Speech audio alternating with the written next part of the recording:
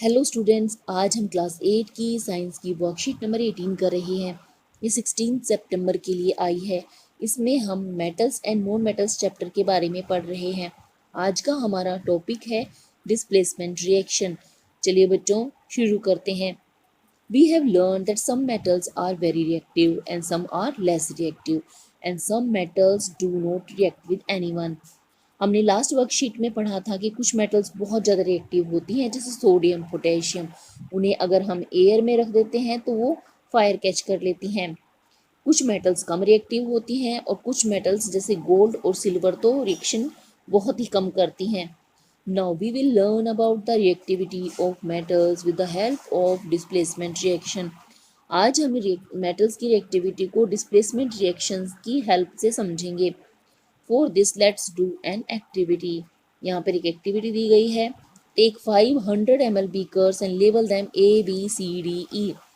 Take about 50 ml of water in each beaker. Dissolve in each beaker a teaspoonful of each substance as given. Keep the beaker undisturbed for some time and record the observation after some time. यहाँ पर हमें 5 beaker ABCDE लेने हैं और उनमें लगभग बराबर बराबर पानी लेना है 50 ml। बीकर ए में हम कॉपर सल्फेट और जिंक ग्रेन्यूल्स डालेंगे। बीकर बी में हम कॉपर सल्फेट और आयरन नील डालेंगे।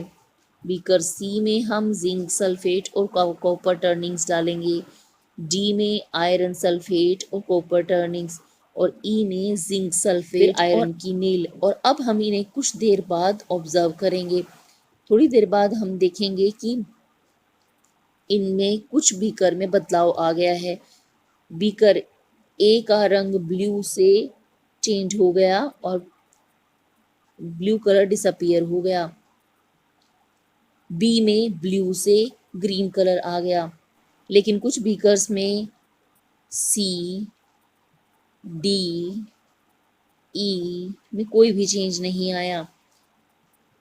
Observation in beaker A, zinc displaces copper from copper sulfate. That is why the blue color of copper sulfate disappear and a powdery red mass of copper is deposited at the bottom of the beaker. A में हमने zinc की reaction copper sulphate के साथ करवाई। इसमें reaction हो गई। Zinc ने कॉपर सल्फेट का कलर खत्म कर दिया। क्योंकि जिंक कॉपर से ज़्यादा रिएक्टिव है, इसलिए यह इसके प्लेस को ले लेगा। इसीलिए इसे हम डिस्प्लेसमेंट रिएक्शन कहते हैं। कॉपर सल्फेट प्लस जिंक, ये दोनों रिएक्टेंट्स हैं। रिएक्शन के बाद इनसे बनेगा जिंक सल्फेट और कॉपर। क्योंकि कॉपर सल्फेट ब्लू कलर का होता है और जिंक सल्फेट ब्लू कलर का नहीं होता है, इसीलिए इसके कलर में चेंज आ गया। In beaker B, iron displaces copper from copper sulphate और आयरन ने कॉपर की जगह ले ली। इसीलिए हमारे पास आयरन सल्फेट और कॉपर प्रोडक्ट्स में मिल गए। जैसे कि आप यहाँ पर भी रिएक्शन में देख सकते हैं, copper sulphate plus iron gives iron sulphate and copper. We notice that there is no reaction beaker CDE beaker में कोई भी चेंज नहीं हुआ। इसका क्या कारण है? The rule here is that a more reactive metal can displace less reactive metal, but a less reactive metal cannot displace a more reactive metal from the solution. यहाँ पर रूल लागू होता है कि एक ज़्यादा रिएक्टिव मेटल कम reactive metal को डिस्प्लेस कर सकती है, लेकिन कम रिएक्टिव मेटल किसी स्ट्रॉन्ग रिएक्टिव मेटल को डिस्प्लेस नहीं कर सकती है। That is why there is no displacement reaction takes place in beaker CDE. So we can conclude that more reactive metals displace less reactive metals from their compounds in aqueous solution. इससे हम ये conclusion निकाल सकते हैं कि zinc iron से ज़्यादा reactive है और आयरन कॉपर से ज़्यादा रिएक्टिव है।